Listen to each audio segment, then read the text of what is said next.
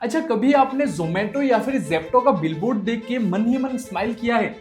या फिर कभी ऐसा हुआ हो कि वो बिलबोर्ड दिमाग में छप गया? देखो, सच बात तो ये है कि ये कोई क्रिएटिव मार्केटिंग नहीं है, ये ब्रेन हैकिंग होता है। आज मैं वही सीक्रेट स्ट्रेटेजी दिखाने वाला हूं जो बड़े ब्रांड यूज करते हैं ताकि आप उनके एड्स को इग्नोर ना कर पाओ। और ये एपिसोड न्यूरो मार्केटिंग सीरीज का सबसे इंटरेस्टिंग पार्ट होने वाला है। देखो, इस सीरीज में हम और भी बहुत सारे न्यूरो मार्केटिंग स्ट्रेटेजीज के बारे में बात करेंगे जिन्हें आप अपने सर्विस या फिर प्रोडक्ट में डायरेक्टली यूज कर सकते हो। लेकिन उससे पहले मैं आपको एक छोटा सा एडवाइस देना चाहूंगा। देखो, इस सीरीज के एंड होने तक आपके पास बहुत सारे स्ट्रेटेजीज तो हो जाएंगे, लेकिन आपको एक टाइम पे एक ही स्ट्रेटेजी को अप्लाई करना है। अगर सारी स्ट्रेटेजीज को एक साथ में काम पे लगा दोगे तो आपको पता ही नहीं चलेगा कि कौन सा स्ट्रेटेजी आपके लिए काम में आया। तो इसीलिए मैं हमेशा सबको रेकमेंड करता हूं कि सारी स्ट्रेटेजीज को अच्छे से समझो, उसके बाद जो भी आपको अच्छा लग रहा है उसको पहले अपने बिजनेस पे अप्लाई करो, टेस्ट करो, एक्सपेरिमेंट करो। रिजल्ट आ रहा है तो उसको कंटिन्यू करो, अगर रिजल्ट नहीं आ रहा है तो दूसरे स्ट्रेटेजीज में शिफ्ट करो। Marketing is all about testing and experiment. यहाँ पर कोई भी एक स्ट्रेटेजी आपके लिए काम नहीं करेगा। मे बी जो स्ट्रेटेजी मेरे लिए काम करता है वो आपके लिए काम ना भी करे, ठीक है? तो इसके लिए आपको क्या करना है, मल्टीपल टेस्ट करना है, मल्टीपल एक्सपेरिमेंट्स करना है। तो चलो स्टार्ट करते हैं हमारे सबसे पहले न्यूरो मार्केटिंग स्ट्रेटेजी के साथ, हिप्पोकैम्पल हेडलाइंस। ऑलमोस्ट सभी को पता होगा कि हेडलाइन का काम क्या होता है, लोगों का अटेंशन कैप्चर करना। चाहे वो बिलबोर्ड हो, वेबसाइट हो, फेसबुक एड हो या फिर यूट्यूब का थंबनेल हो, इन सब का एक ही गोल होता है, ऑडियंस का अटेंशन ग्रैब करना। लेकिन न्यूरो मार्केटिंग इसको नेक्स्ट लेवल पे ले जाता है। लंदन यूनिवर्सिटी के एक स्टडी में पता चला, जब भी हम किसी भी एक फेमिलियर फ्रेज को थोड़ा सा मॉडिफाई कर देते हैं, उस टाइम पे हमारे ब्रेन का एक पार्ट एक्टिव हो जाता है, उसे कहते हैं हिप्पोकैम्पस। ये हमारे मेमोरी, रिकॉग्निशन और अटेंशन से लिंक्ड होता है। और जब ह्यूमन ब्रेन किसी भी एक फेमिलियर फ्रेज में थोड़ा सा अनएक्सपेक्टेड ट्विस्ट देखता है तो उसको हमारा ह्यूमन ब्रेन ना इग्नोर नहीं कर पाता। इसी को बोलते हैं पैटर्न इंटरप्शन। चलो एक एग्जांपल से समझते हैं। अगर आप अभी तक वीडियो को देख रहे हो तो मैं आपको याद दिलाना चाहूंगा कि आपने अभी तक लाइक का बटन नहीं दबाया है। इस फ्रेज के बारे में तो सबको पता होगा, प्रैक्टिस मेक्स परफेक्ट। अभी एक ब्रांड ने इसी हेडलाइन को थोड़ा सा ना ट्विक कर दिया, प्रैक्टिस मेक्स पेट्रॉन। जिनको नहीं पता उनको बता देता हूं कि पेट्रॉन एक टकीला ब्रांड है। जब भी कोई इस एड के हेडलाइन को देखता है, उनका ब्रेन प्रैक्टिस मेक्स पढ़ते ही क्या एक्सपेक्ट करता है, परफेक्ट एक्सपेक्ट करता है। लेकिन अचानक से पैटर्न देखकर पैटर्न इंटरप्शन होता है। ब्रेन को यही लगता है, अच्छा परफेक्ट मतलब पैटर्न। देखो, इससे अटेंशन तो मिलता ही है, साथ ही ब्रांड का एक पॉजिटिव इमेज भी बन जाता है। ये तो हो गया बाहर के एग्जांपल्स। अभी इंडिया के एग्जांपल्स देखते हैं। और इंडिया में इस ट्रिक का सबसे ज्यादा यूज करता है जोमेटो। अभी ये वाला एड देखो। देखो, ओरिजिनल लाइन क्या है, मेरा पिया घर आया और राम जी। अब जोमेटो ने इसको थोड़ा सा कन्वर्ट करके बना दिया, मेरा पिज्जा घर आया और राम जी। अब इसमें क्या हुआ, हमारा ह्यूमन ब्रेन पिया एक्सपेक्ट कर रहा था, लेकिन आया क्या, पिज्जा। और वहीं पे एक पैटर्न इंटरप्शन हुआ।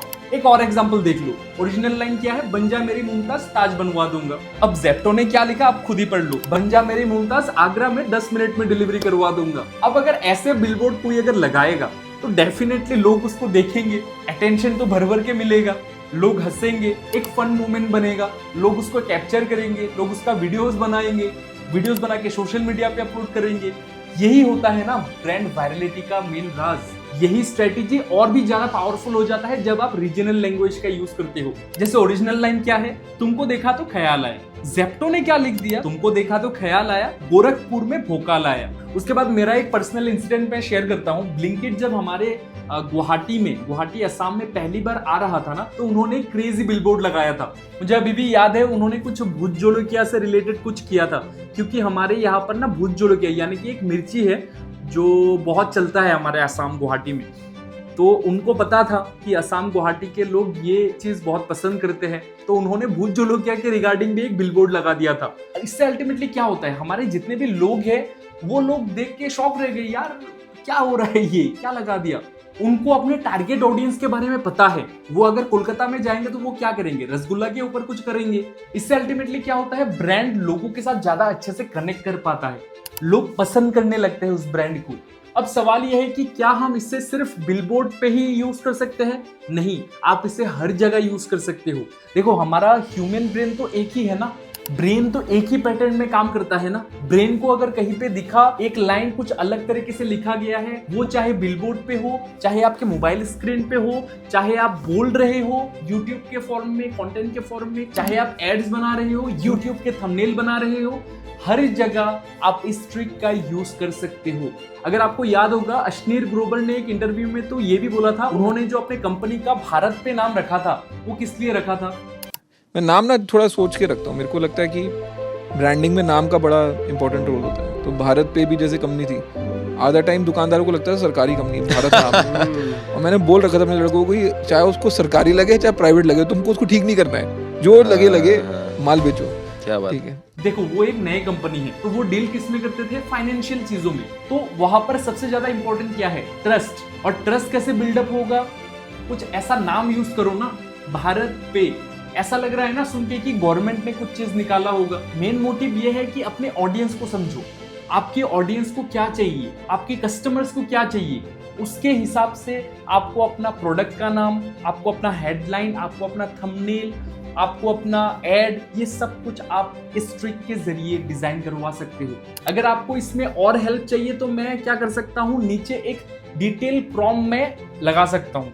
ठीक है, उस डिटेल प्रॉम्प्ट को बस आप कॉपी करो, कॉपी करके चैट जीपीटी, जेमिनाई, क्लॉड, किसी में भी जाओ, आप अपना बिजनेस का डिटेल्स दो, वहां पर आपका क्या बिजनेस है सारा इंफॉर्मेशन अच्छे से लिखो। उसके बाद एंटर क्लिक करो। चैट जीपीटी या फिर जो भी एआई टूल में आप कर रहे हो, वो आपको बहुत सारे सजेशंस दे देंगे। आप ये जो एआई का हेल्प ले रहे हो ना, ये सिर्फ आइडिया के लिए ले रहे हो। ब्लैंक दिमाग से अच्छा है कि आपके दिमाग में कुछ आइडिया रहे, उसके बाद आप अपने हिसाब से खुद क्राफ्ट करो उन सारी चीजों को। नीचे इस डिटेल प्रॉम्प्ट का लिंक मैं दे दूंगा, उसको डाउनलोड करके यूज करो। फिर भी अगर आपको कंफ्यूजन हो रहा है तो मैं आपको एक सिंपल सा सजेशन दे रहा हूं, किसी भी एक फेमिलियर फ्रेज को उठाओ, सॉन्ग्स को उठाओ, डायलॉग्स को उठाओ, या फिर बहुत सारे मीम्स में अपने प्रोडक्ट को या फिर सर्विस को इंटेलिजेंटली, स्मार्टली इंसर्ट करना है। देखो, जोमेटो, स्विगी या फिर जेप्टो वालों को भी नहीं पता कि ये काम करेगा या नहीं। उन्होंने क्या किया? उन्होंने टेस्टिंग किया, उसके बाद जाके उनको पता चला कि हाँ ये काम करेगा। अगर ये चीज उनके लिए काम कर रहा है तो आपके लिए भी काम करेगा। उन्होंने ऑलरेडी पैसा बर्न करके, उन्होंने ऑलरेडी टेस्ट करके रख दिया है, अब बस आपको उसमें थोड़ा सा तड़का लगाना है। बस अगर आपने ये स्किल सीख ली तो आप किसी भी एक बोरिंग प्रोडक्ट या फिर सर्विस को भी ना अटेंशन ग्रेबिंग या फिर इंटरेस्टिंग बना सकते हो। यही डिफरेंस होता है एक नॉर्मल मार्केटर और एक न्यूरो मार्केटर में। तो मेरा आपसे सवाल ये है कि आप क्या बनना चाहते हो? नॉर्मल मार्केटर बन के रहना चाहते हो या फिर न्यूरो मार्केटर बनना चाहते हो? अब देखो, इस वीडियो में तो हमने सिर्फ एक स्ट्रेटेजी के बारे में बात किया है, और भी बहुत सारे स्ट्रेटेजीज है जिसको आप अपने प्रोडक्ट या फिर सर्विस पे यूज कर सकते हो। मे बी अगले एपिसोड में हम कवर करेंगे colour psychology, price psychology, buying triggers, emotional branding, memory engineering. और एक बार खुद सोच लो कि आपको नेक्स्ट एपिसोड मिस करना है या फिर देखना है, क्योंकि अगर आप सब्सक्राइब नहीं करोगे तो आप डेफिनेटली मिस तो करोगे।